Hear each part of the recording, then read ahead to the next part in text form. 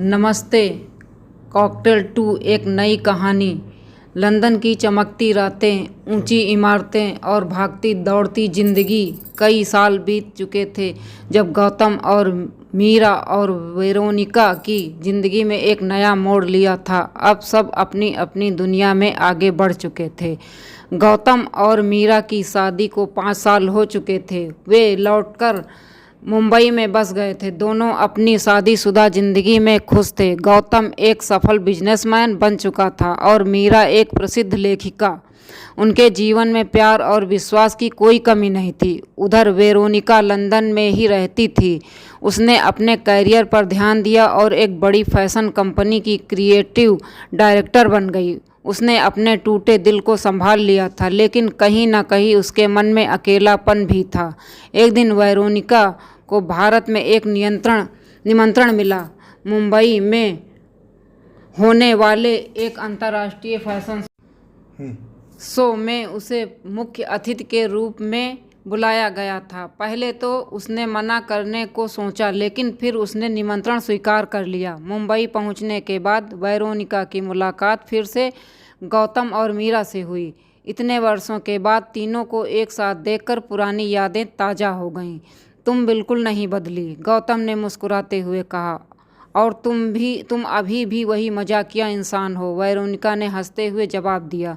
मीरा ने दोनों को देखकर कहा, लगता है कुछ चीज़ें कभी नहीं बदलती।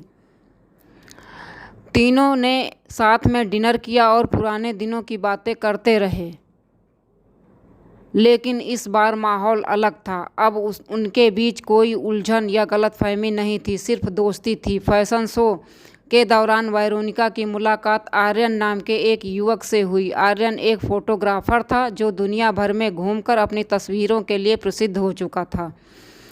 आर्यन की सबसे खास बात यह थी कि वह लोगों को उनकी असली पहचान के साथ स्वीकार करता था। उसे दिखावा बिल्कुल पसंद नहीं था। पहली मुलाकात में ही दोनों के बीच अच्छी बातचीत हुई। आपकी तस्वीरों में भावनाएं साफ दिखाई देती हैं, वेरोनिका ने कहा, और आपके डिजाइन लोगों की कहानियां बयां करते हैं, आर्यन ने जवाब दिया। धीरे धीरे दोनों की दोस्ती बढ़ने लगी। वे मुंबई की गलियों में घूमते, समुद्र किनारे घंटों बातें करते और एक दूसरे को समझने लगे। लेकिन वेरोनिका के मन में एक डर था। उसने पहले प्यार में दर्द झेला था। उसे डर था कि कहीं फिर से उसका दिल न टूट जाए। एक शाम मरीन ड्राइव पर बैठकर आर्यन ने पूछा, तुम हमेशा अपने दिल की बात छिपाती क्यों हो?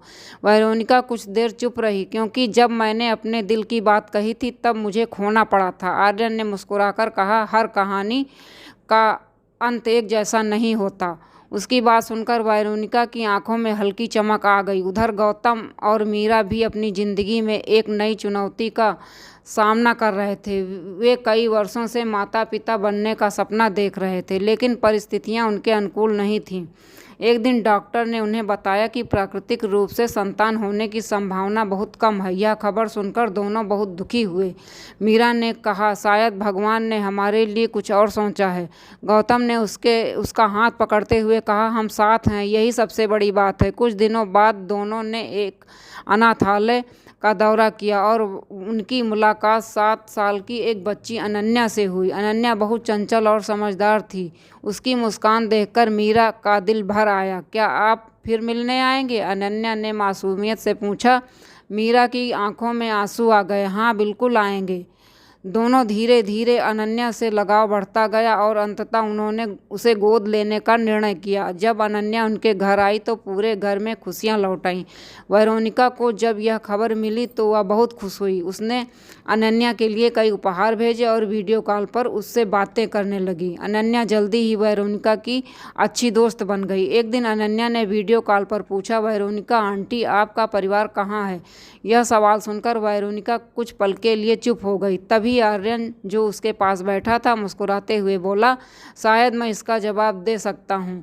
वेरोनिका ने हैरानी से उसकी ओर देखा। आर्यन ने अपने जेब में एक छोटी सी अंगूठी निकाली। परिवार वहीं होता है जहाँ दिल को सुकून मिले। क्या तुम मेरे परिवार का हिस्सा बनोगी? वेरोनिका की आंखें नम हो गईं। उसने कभी नहीं सोचा था कि उसकी ज़िंदगी में फिर से प्यार लौटेगा। हाँ, उसने धीरे धीरे कहा। कुछ महीनों बाद मुंबई